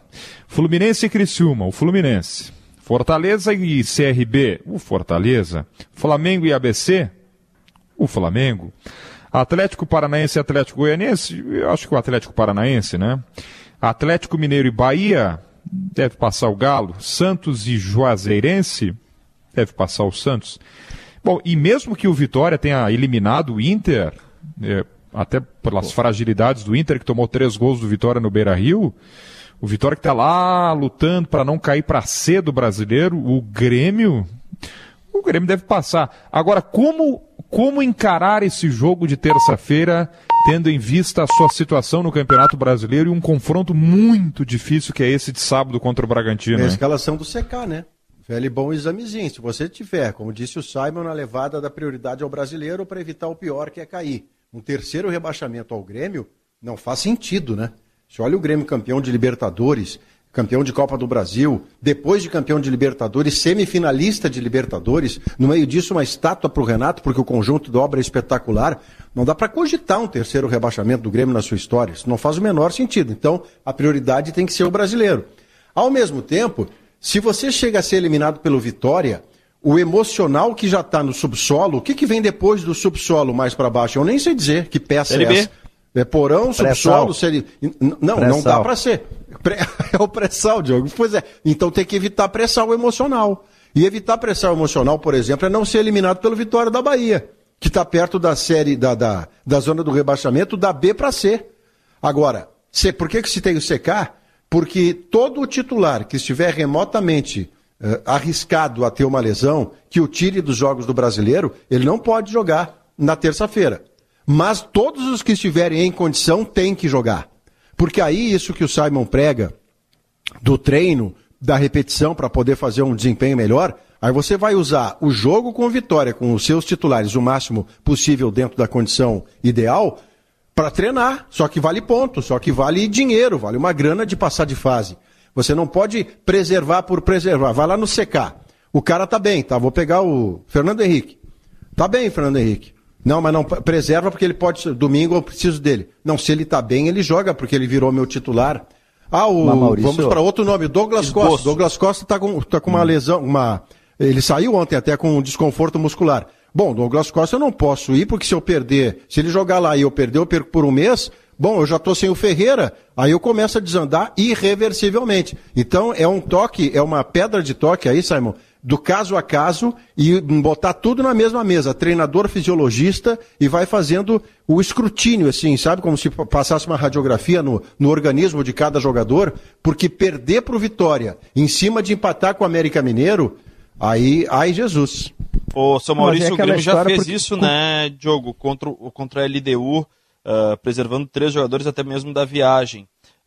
Eu fiz um esboço aqui de um time reserva do Grêmio, que depois a gente pode colocar um outro jogador, mas claro que o CK, que os exames, que a própria resposta de alguns jogadores vão ajudar o Filipão e a sua comissão técnica a definir um time. Mas esse time que eu vou passar aqui é um time completamente reserva e que pode jogar e ganhar tranquilamente lá em Salvador. Adriel, ou Chapecó, Juan, Paulo Miranda e Rodrigues, até porque o Filipão queria já contra o Vitória botar um esquema com 3 zagueiros, então quem sabe ele possa dar encaminhamento e manter essa formação. Rafinha está suspenso contra o Bragantino, então tem que jogar. Meio campo pode botar o Fernando Henrique, o Bob Sim, ou até mesmo o Sarará, que é o mais próximo ao Thiago Santos, Darlan, Jean-Pierre e Diogo Barbosa, Léo Chu ou Léo Pereira, qualquer um dos dois, e o Ricardinho, que é o único centroavante e precisa tirar essa má fase do corpo. Ricardinho vem perdendo gol feito a cada rodada. Não é mau jogador, mas precisa marcar um gol para tirar essa questão que está com ele. O Ricardinho não é mau jogador, se movimenta bem, mas precisa ter um pouco mais de calma na hora da finalização. Já perdeu nos últimos 5 jogos uns 6 ou 7 gols feitos, praticamente. Vale a pergunta, como é que está o CK do Vitória? O Vitória não tem competições acumuladas, eu sei, mas tem o estresse de estar quase na zona do rebaixamento da Série B, ele tem pontuação de rebaixado, né? O Londrina, o Cruzeiro, o Brasil e o Confiança estão na zona de rebaixamento. O Vitória tem os mesmos 12 pontos que o Cruzeiro. Perdeu ontem para o CSA. Pois é, então assim, como é que está o Vitória vai poupar jogadores pensando e apenas não tem na voo Série fretado, B? né? Pois é, então assim, o Grêmio tem que ganhar, porque vale para o Grêmio na Copa do Brasil a mesma coisa que valia para o Inter na Libertadores. Eu ia eliminado dizer exatamente Flamengo, okay. isso. Ô, Diogo, deixa agora, eu pegar ser eliminado pro Vitória, não, né, Debona? Perfeito. Eu estava preparado para dizer exatamente isso. Por que eu fiz um raciocínio aqui dos confrontos de oitavas de final? E alguém vai dizer, mas qual é? O que tem a ver o jogo do Fluminense com o Grêmio e Vitória? É para uma leitura mesmo do que seria quartas de final de Copa do Brasil, que deverá ter Flamengo, São Paulo, Atlético Paranaense, Atlético Mineiro, Fortaleza, Santos e Fluminense. Isso é uma lógica, né, de confrontos. Aí é importante para o Grêmio passar pelo Vitória? Claro que é, financeiramente, moral, mostrar que o time está se reestruturando, que está melhorando, não ser eliminado por um time de Série B, tudo isso conta. Mas dentro do objetivo principal da temporada, que é a sair da situação do rebaixamento, o Grêmio olha para esses 8 ou 7 adversários e ele tem condições de ganhar a Copa do Brasil, que é exatamente o que você falou do Inter, Diogo. Porque o Inter lamenta perder 8 milhões. Dinheirinho. Qual é a cota que vem agora do Grêmio se passar do Vitória? Qual é o valor? Alguém tem lembrança aproximada? Uns 2, acho, né? 2 e pouco, acho que né, por fase.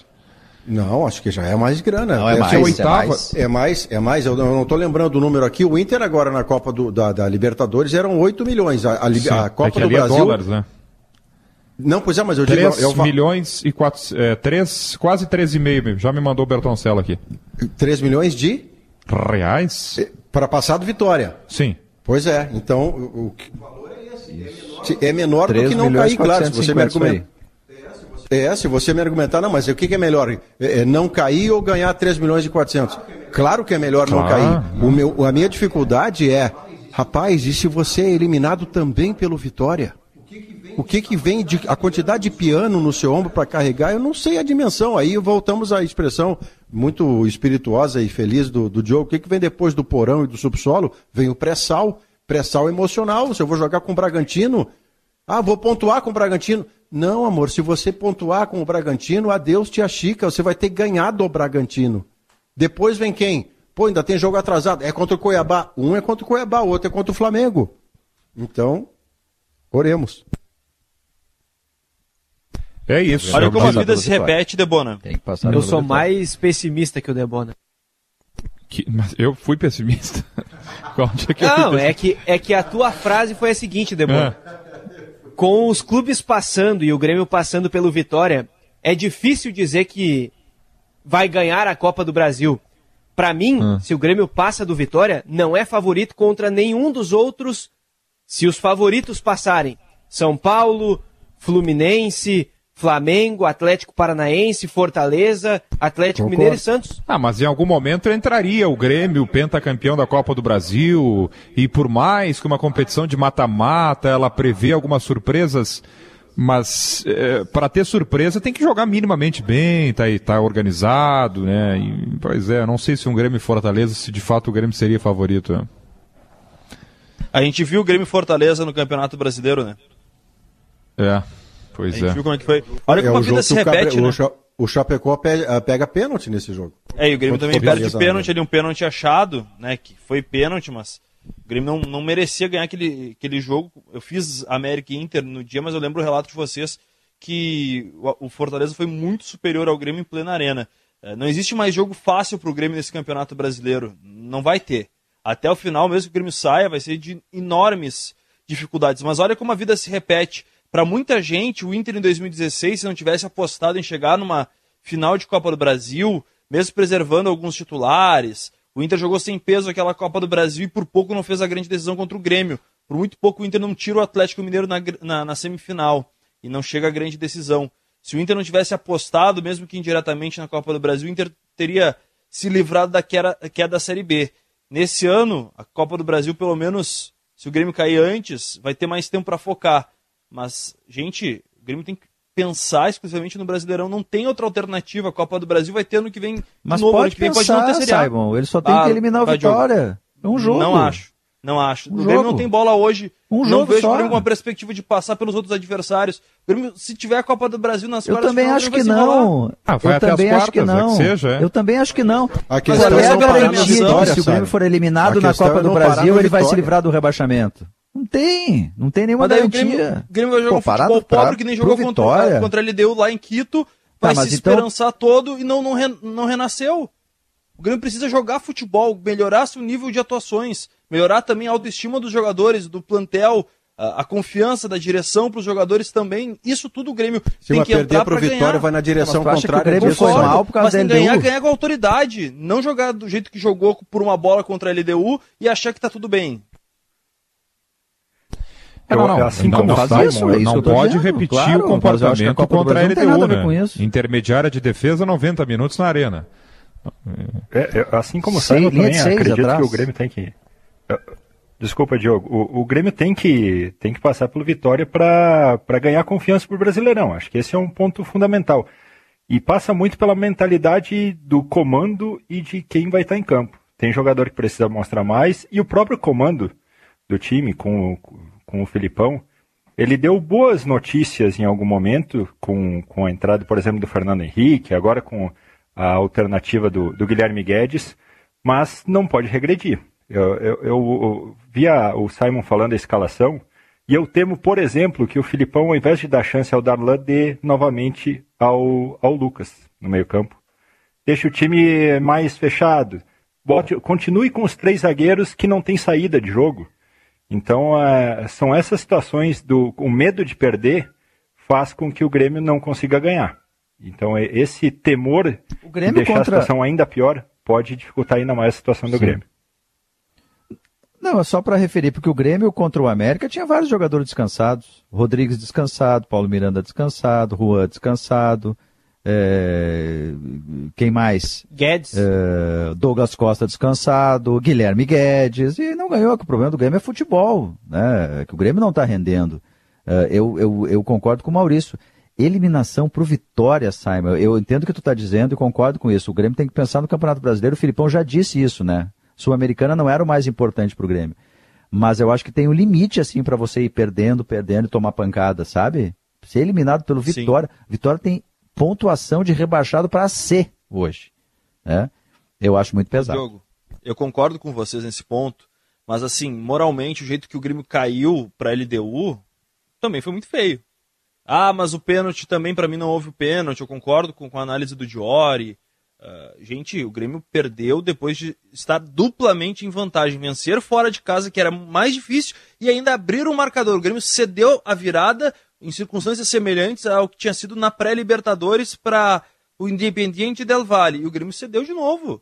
O Grêmio não vem apresentando futebol. Esse futebol que o Grêmio apresentou ontem não inspira confiança para o restante da temporada. Assim, se o Grêmio repetir a atuação que teve contra o Fluminense... Até aí concordamos. Mas aí que tá... O Grêmio tem que abrir mão escancaradamente da Copa do Brasil, joga com time reserva para tirar o peso, tirar a responsabilidade, bota os titulares para treinar, faz treino se for preciso no dia de jogo, lá em Salvador, para que todo mundo entenda a forma que o Filipão quer jogar, para apresentar mais os métodos do Filipão e para ganhar do Bragantino. O Grêmio precisa ganhar deixa eu negociar com você, só tem um jeito disso dar certo na cabeça do torcedor, da torcedora e dos jogadores. Alguém, do Luiz Felipe ou do dirigente, tem que vir ao microfone e dizer com todas as letras: nós não priorizaremos a Copa do Brasil. A nossa torcida tem que entender que é um fator mais grave, que estamos correndo o risco e vamos nos dedicar a sair dessa zona. Se isso não for dito, a expectativa da torcida é: eu não posso ser eliminado pelo Vitória da Bahia. E se for, a crise duplica de tamanho. Aí eu lhe pergunto, estou negociando com você, tá? Para poder chegar nessa de esquece a Copa do Brasil. Você acredita que o Grêmio fará isso? Algum personagem do Grêmio virar o microfone para dizer... Em nenhum momento. Copa do Brasil não é prioridade? Em nenhum momento. Então não dá para negociar. E não é o Filipão que tem que tomar, por mais que o Filipão seja um dos maiores nomes da história, não é o Filipão que tem que tomar essa decisão, né? Não, isso é estratégico. É da direção. E o Marcos Herman é um grande dirigente, uma grande pessoa, é um excelente membro do Conselho de Administração do Grêmio, mas vem sofrendo muitas críticas e às vezes eu entendo, acompanhando o clube, acompanhando as redes sociais, que ele está um pouco exposto também no cargo, né? Acho que o Marcos Herman, ele é uma pessoa de excelente trato, ele quer o melhor para o clube, quer o melhor para o time dentro de campo, ele tem boas ações como vice-presidente, colaborou para o Grêmio chegar nesse momento na sua reconstrução nos últimos anos, mas acho que há uma crítica, pelo menos nas redes sociais, que o torcedor acaba comprando, até acho que de certa forma é exagerada, mas o presidente Romildo Bolzan precisa se manifestar. O presidente não tem falado nos últimos dias em relação ao futebol, falou numa live do clube, mas o presidente não se manifesta em entrevista há quanto tempo? O presidente não fala em coletiva há quanto tempo? Não quer se manifestar? Há algum motivo? Ontem, por exemplo, trouxemos uma informação e hoje o movimento Grêmio Unido, que é um movimento que é um movimento do presidente dentro do clube, ontem eu fiquei sabendo, trouxe a informação dentro do balanço final, o presidente pediu afastamento temporário por conta de críticas internas num grupo de WhatsApp. Não ficou satisfeito ao saber das famosas cornetas que existem internamente dentro desse grupo e pediu afastamento temporário do seu próprio movimento político. Daí os demais integrantes estavam falando para o presidente para reaver a sua posição. E isso em nota foi confirmado hoje pelo movimento Grêmio Unido. Então há dentro do Grêmio algumas contestações em relação ao próprio presidente Romildo Bolzan e algumas ausências dele. O presidente é uma excelente pessoa, é uma figura importante, uma das maiores da história do Grêmio no quadro diretivo, que colaborou muito nos títulos recentes, mas o presidente tem que se manifestar para acalmar o torcedor nesse momento também. Ele é hoje a principal figura do Grêmio no quadro diretivo entre todos os presidentes e vices e conselheiros. Ele hoje é a imagem que tem daquele Grêmio recente vencedor e ele tem que se manifestar. Eu também identifico como você a exposição e a crítica ao Marcos Herman. Ao mesmo tempo, não é uma exposição demasiada, porque o papel de um vice-presidente de futebol, no ruim e no bom, na alegria e na tristeza, é ir ao microfone depois do treinador, é uma cultura que nós temos, para dar a sua palavra de dirigente político. Então, ele não está falando quando não deveria falar. Eu concordo com você que há essa exposição do Herman, mas é do cargo, ele está exposto do tamanho do cargo, e concordo com você que o Romildo, a essa altura, na palavra de quem tem o comando maior, e até para pacificar, para projetar junto à torcida do Grêmio uma melhora, enfim, alguma palavra do presidente, seria melhor que ele se manifestasse na imprensa tradicional, que é acompanhada pela sua torcida. Não adianta você imaginar que vai fazer um canal do Grêmio, que precisa ter, estrategicamente, mas imaginar que toda a sua comunicação vai acontecer por este canal, você não vai chegar à sua torcida como chegaria pelos meios abertos. Eu não estou falando sequer apenas do Grupo RBS, eu estou falando da imprensa tal como a gente conhece. Então, esse momento do presidente menos falante é o momento que fica pedindo por parte da torcida, e eu vejo isso na rede social, algum tipo de manifestação. Como ela não vem só do Marcos Herman, ele fica exposto pelos resultados do Grêmio. Sala de domingo, 2h32. Quer garantir maior produtividade na sua propriedade rural? Então conheça os implementos agrícolas da São José Industrial. Alta performance no campo a preço justo. No mês em que comemoramos o Dia do Agricultor, hoje especialmente, 25 de julho, Dia do Colono e do Motorista, a Steel preparou uma homenagem coletiva para você registrar o seu carinho. Acesse mesdoagricultor.steel.com.br e participe. Nós vamos ao intervalo, em seguida voltamos com a parte final do Sala de Domingo.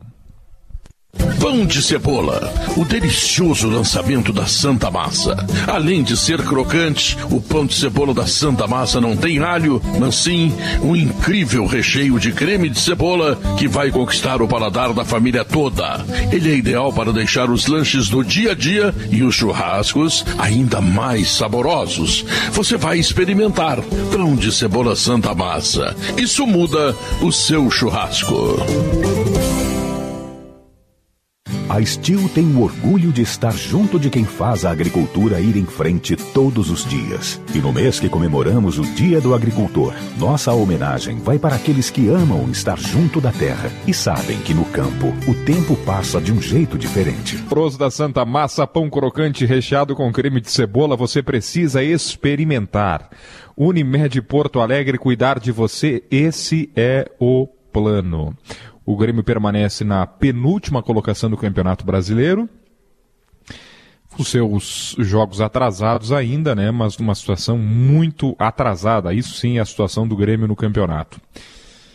Quantos jogos o Cruzeiro não ganha? 8 jogos, né? Já. Primeiro, crianças, não falem de boca cheia.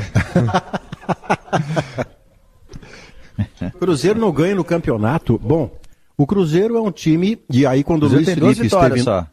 Pois é, Diogo, você vai lembrar quando o Felipe chega ano passado, era para evitar que o Cruzeiro caísse, ato contínuo, o fizesse subir para a Série A.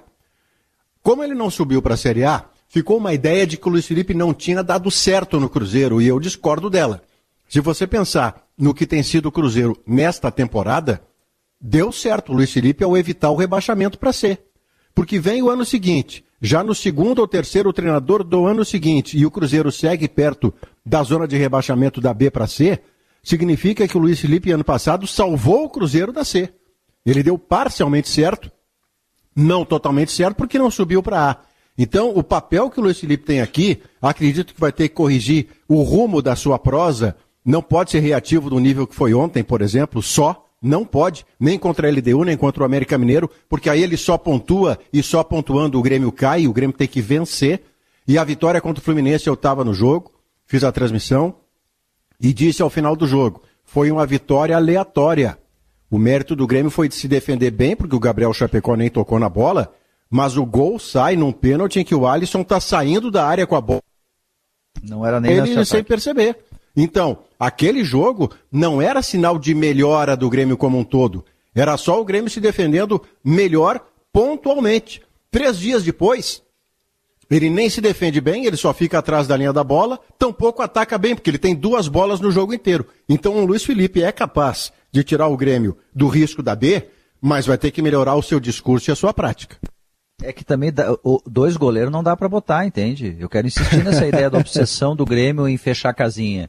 Eu compreendo, mas o Grêmio tem que pensar em se defender, não apenas em colocando sempre mais um jogador atrás da linha da bola, em tentar fazer um jogo mais equilibrado para sofrer menos na partida, para ficar mais tempo com a bola, ter mais chances de vencer o jogo, porque o Grêmio está obsessivamente agarrado a essa ideia de fechar a casinha. Só para a gente situar o Cruzeiro, né, Debona? O Cruzeiro está em 18º lugar com 12 pontos. Ou seja, ele está a 2 pontinhos de ser o lanterna na Série B. Está a 22 pontos do Náutico. Cara, olha isso, é quase incrível a gente se falando assim, né? 22 pontos do Náutico. O Náutico tem 30 pontos, o Cruzeiro tem 12. E do G4, 11 pontos. Olha, o Cruzeiro, eu achei que era demais pensar nisso, mas ele realmente corre risco de ir para a Série C. E aí eu não sei como é que o Cruzeiro vai fazer para voltar. E dos grandes, Debona, só o Vasco tá beirando com o Lisca, né? Que chegou, estreou e meteu 4 no Guarani. O Vasco é o 5º colocado com 22, um atrás do próprio Guarani. E é quem está de fato na briga. O Botafogo, no momento, é o 12º com 16 pontos. Como é que é a musiquinha do Lisca, hein, Simon? Peraí que eu tenho aqui o vídeo. Eu vou reproduzir. Só para contextualizar, Marcelo Debona. O Lisca ontem venceu, né? Lisca Ceará. Não, mas tem uma melhor. Ele foi perguntar. Foi para uma coletiva ontem, vou reproduzir aqui, tá? O Wellington Campos vai questionar. Você ajudar o seu comandante do programa, deixa tocar bastante da musiquinha. Dentro de campo, tivesse a... Tá ouvindo? Tá ouvindo? Isso é o Lisca. Puxou o celular e coloca o microfone do Vasco no celular, dizendo o que ele ajudou para dar de ingrediente para os jogadores. Tá alto, né? E ele começa no vídeo a dançar, balançando a cabeça, no meio da coletiva, reproduzindo uma música. É uma versão da torcida vascaína de Ana Júlia. E daí vamos botar agora pro final, ó. Escuta gama. Lisca na sua primeira coletiva ontem. É um bom técnico, depois da vitória. Né? Não vamos cantar. Bom treinador, sem dúvida nenhuma. Eu acho que é o único dos 3 que sobe dos grandes é o Vasco. É o único 3 que pode subir. Que pode subir. Aliás, o Náutico que estava ganhando de todo mundo ontem tropeçou, né? Não ganhou em casa. Empatou com o Brusque. Empatou com o Brusque, é. Faz uma boa campanha, estava colocado o Brusque. O Brasil joga. O Brasil mergulhou na zona do rebaixamento de novo, joga hoje à noite contra o Avaí na ressacada. E nós temos que destacar que o Ipiranga ganhou mais uma, ganhou ontem o confronto gaúcho, né? Bateu o São José no Colosso da Lagoa. E na Série D, hein, Reolon, o que dá para destacar dos gaúchos? Ontem teve a abertura do retorno, o Caxias empatou fora de casa com o Marcílio Dias, o 0-0, mesmo placar do empate do Esportivo com o Joinville. O Caxias é o terceiro colocado e tem uma situação interessante nessa primeira fase.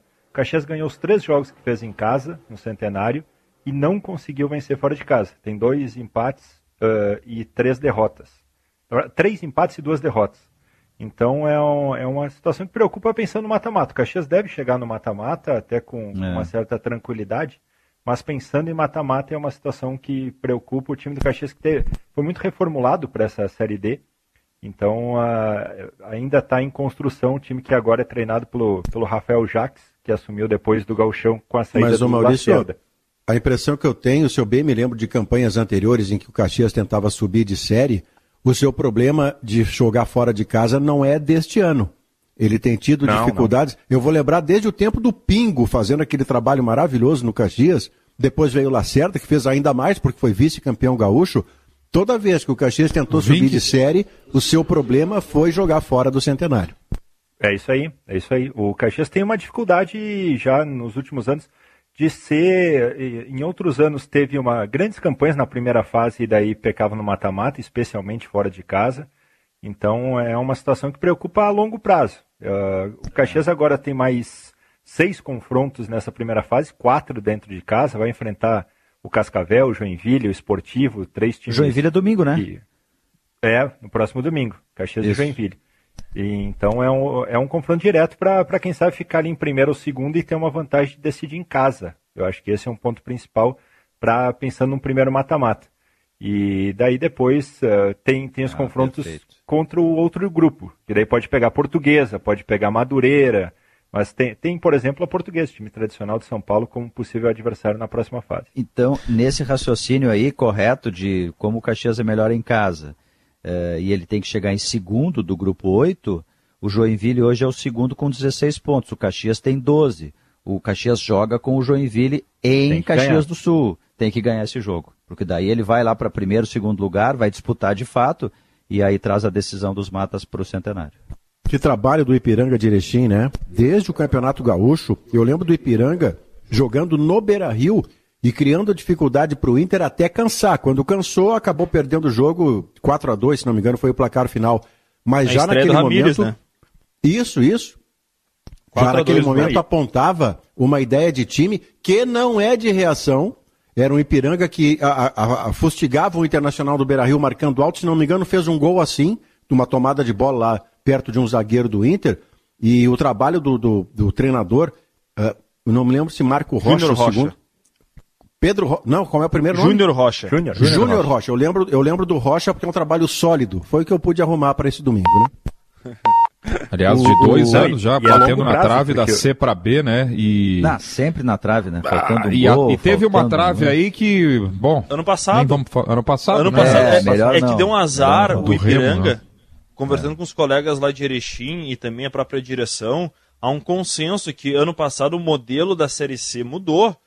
Antes eram mata-matas, quartas de final, quem chegasse à semifinal já estava na Série B. Só que daí inventaram um quadrangular, e no quadrangular, me ajudem a recuperar os adversários, Paysandu, Remo e mais um grande do interior de São Paulo. O Ipiranga arrancou mal e depois na etapa final conseguiu reagir, e no finalzinho, com um gol meio estranho contra, lá no norte do país, o Ipiranga caiu fora. Então fez um ponto só nos 3 primeiros jogos. E depois reagiu, né, Diogo? Só que o Ipiranga tem a certeza, se o formato fosse o antigo, de quartas de final, 2 finais para chegar à semifinal, o Ipiranga estaria na Série B desse ano. Tomara que nesse ano, com um formato ainda que foi mantido de 2 quadrangulares, consiga acesso e tem tudo para conseguir. A gente fica torcendo porque é um trabalho muito bem elaborado e tem um potencial para ser a Chapecoense aqui do Rio Grande do Sul, né? Hoje o Ipiranga é a melhor campanha da Série C. A melhor campanha, primeiro lugar com 19 pontos do seu grupo. Está na frente do Botafogo da Paraíba, está na frente do Criciúma, por exemplo, alguns times tradicionais. O próprio Paraná, Figueirense. A nota triste da Série C é o Santa Cruz, que é um clube que lembra quando o Santa Cruz, o Debona, estava lá na Série D e era recordista de público. Ele conseguiu fazer um caminho de volta para a Série A, está fazendo o caminho de volta agora para a Série D. Está com 3 pontos só no grupo, acho que é grupo A ou grupo 1. Enfim, no primeiro grupo ali da Série C, do grupo A, são 10 times em cada grupo. E ele está muito atrás, lanterna com 3 pontos, é bem possível que caia para a Série D. Mas o Ipiranga está conseguindo fazer enfrentamento já há alguns anos. E isso indica precisamente o que o Maurício assim fez menção, que é que o clube está se organizando de uma maneira diferente. Já são 3 anos de protagonismo muito forte na Série C. Está amadurecendo o Ipiranga na segunda divisão. E essa mudança citada pelo Simon se deu muito pelos clubes do Norte e do Nordeste. O Fortaleza, por exemplo, antes de conseguir o acesso da C para B, bateu na trave 3 vezes no mata-mata, né? Uma delas contra o Juventude, outra contra o Brasil de Pelotas. E a partir daí se fez um movimento dos times, que daí incluía o Paysandu, incluía depois também o Remo com o seu acesso, para que houvessem as 2 chaves e aí não ficasse tudo na mão de um mata-mata, que no ano passado provavelmente teria beneficiado o Ipiranga. E tem mais um detalhe, né, que é importante. Esse ano com o VAR, né? Só rapidamente, Simon, que com a Copa do Nordeste, desculpa, é que tem o delay aqui, a gente se atrapalha só para pegar o gancho aí, é que os clubes do Nordeste, organizados através de uma liga da Copa do Nordeste, eles têm mais força de ação mesmo na CBF, daí conseguiram mudar. Diga lá, Simon. Não, a partir desse ano, nas etapas decisivas derradeiras de Série D, Série B, Série C, também o VAR. Eu não quero que os gaúchos sejam beneficiados pela arbitragem, eu quero justiça. Quero que ganhem na bola, dentro de campo, com raça, com bom futebol, da forma que for, mas com justiça, não do jeito que foi no ano passado, em que o Ipiranga foi prejudicado. Então isso também é bom. E é um custo barato se a gente pegar o lucro que a CBF tem, e agora com essa central, pelo menos do apito, que vai ser montada no Rio de Janeiro, usei um nome popular da transmissão do Grupo Globo, mas é um prédio exclusivo para arbitragem no Rio de Janeiro, também para facilitar, com fibra ótica, que vai conectar todos os estádios do Brasil. O VAR vai deixar de ser, por exemplo, no Beira-Rio, na Arena Condá, no Maracanã, mas vai ser especificamente nesse prédio. Então o VAR vai poder ficar o final de semana, trabalhar em 2, 3 partidas tranquilamente. o que é bom também para a arbitragem. Sobre a nova liga, eu li em mais de uma capa de site, ao longo da semana, o temor de que houvesse, e é tudo extraoficial, e por isso a nossa muito importante vigilância como imprensa, de que a ideia da nova liga, que está sendo conversada, que já teve reunião virtual e tudo, já teve lambança em reunião virtual, ameaça de tapa, uma coisa linda. Esta liga, supostamente, estaria cogitando, tipo, vamos zerar, vou começar tudo de novo. E aí traz todo mundo que está embaixo. Vasco, Botafogo, Cruzeiro, porque é um novo tempo, então vamos de novo, vamos começar, porque deixa o passado para trás. Se isto acontecer, a liga nasce morta. A credibilidade dela nasce no pré-sal, para usar a expressão feliz do Diogo. Credibilidade de quem traz 3 grandes no canetaço de volta, só porque a liga é nova. Nova como? Que liga nova é essa que desfaz a regra? Olha, tomara que seja só boato, que tenha sido só um temor e que não se confirme, senão a liga já nasce com a credibilidade no pré-sal. Que liga nova é essa que traz o velho de volta? Exatamente. E se bobear, Diogo, a gente vê de novo aquela cena até hoje constrangedora de dirigentes do Fluminense brindando com champanhe o canetaço que os tirou da C para A.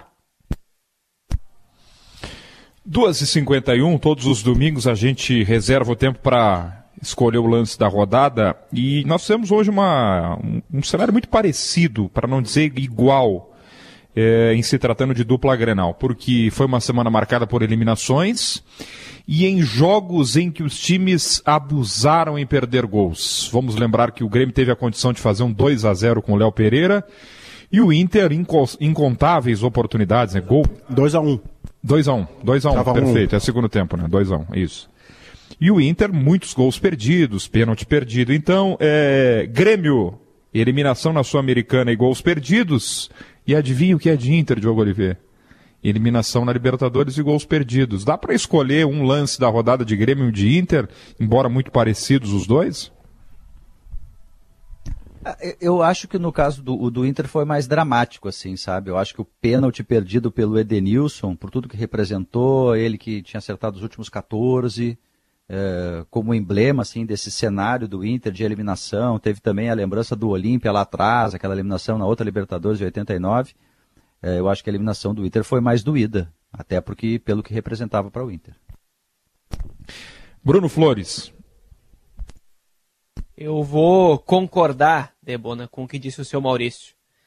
Eu acredito que foi muito dolorido também o que aconteceu pro Internacional na questão dos gols.